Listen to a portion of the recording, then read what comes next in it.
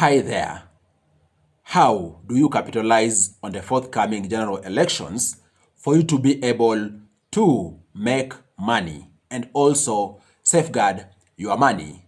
Is what we're going to be talking about in this video. The do's and don'ts in the forthcoming general election so that you can be able to have your money grow. You are all much welcomed this video. My name is Afagza Zifuna.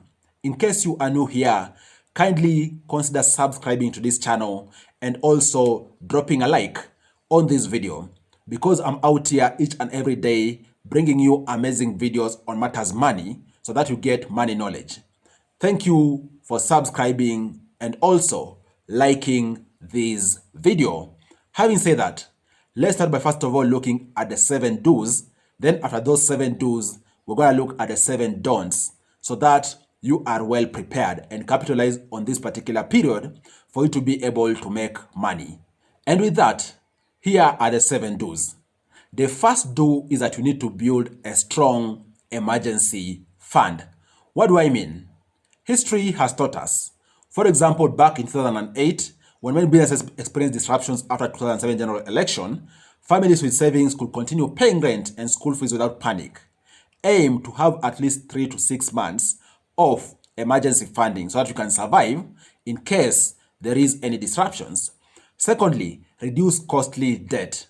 Imagine entering 2007 elections with high debt. What if interest rates skyrocket?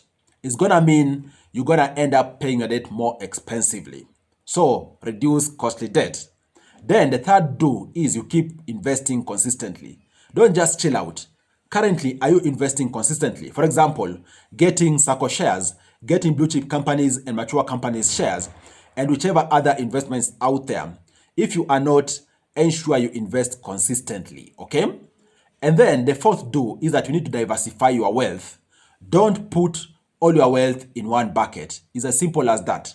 Diversify your wealth for you to be safe. And then the fifth do is that look for election-related opportunities. During election, there is, for example, demand of hiring of sound equipment, demand for printing services, you name it. Capitalize on those for you to be able to make money.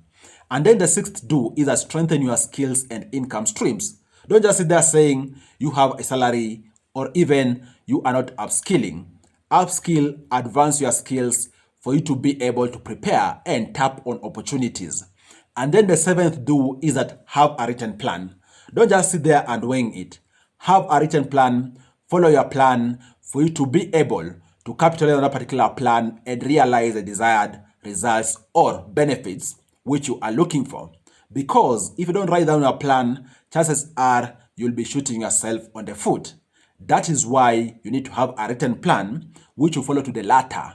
That is your strategy. That is your blueprint. And if you follow it, you can be able to capitalize on opportunities which you envisioned for you to be able to make money and protect your money. Having said that, let's now look at the don'ts. Basically, what you need to avoid, what you need to stay away from for you to be able to make money during this particular electioneering period. Okay? And with that, the first don't is that don't panic sell good investments. Markets often recover. Selling quality assets in fear can turn a temporal decline into a permanent loss. Don't panic. Then the second don't is don't borrow to speculate. If someone tells you this stock or plot of land will double because of elections, don't borrow to speculate. You're gonna be ending up to burn your money. Then the third don't is that don't mix politics and investing. Support whichever candidate you choose, but let facts and financial fundamentals anchor your investments, not your liking of someone. Then the fourth don't is that don't leave your money idle. There are alternative investments out there, whether it is money market funds, whether it is dividend stocks. Don't just have your money lying there idle in the bank with nothing to do, you're not getting an interest, okay? And then the fifth don't is that don't fall for scams. Around the electioneering period, there is a ton of scammers who come up to fleece people of their hard-earned cash.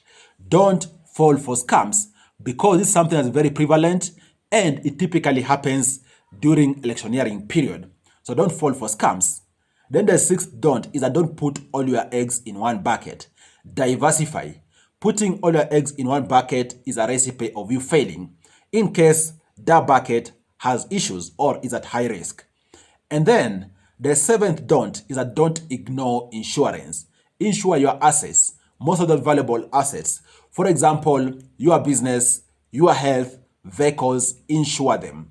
Not because something bad is definitely going to happen, but because it is just good practice for you to insure.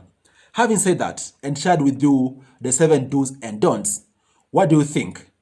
Do you think these are very actionable things which everybody should be doing out there to ensure they are ready, they capitalize on this electioneering period for them to be able to make money and most importantly grow their money? Comment down below in the comment section. I want to hear your thoughts. Have you prepared to capitalize on this electioneering period so that you are able to make money? Share with us down below. And if there are other ideas around do's and don'ts which I haven't mentioned, also comment down below for us to continue learning from each other. Cheers guys, and I look forward to share with you other amazing videos next time. Take care.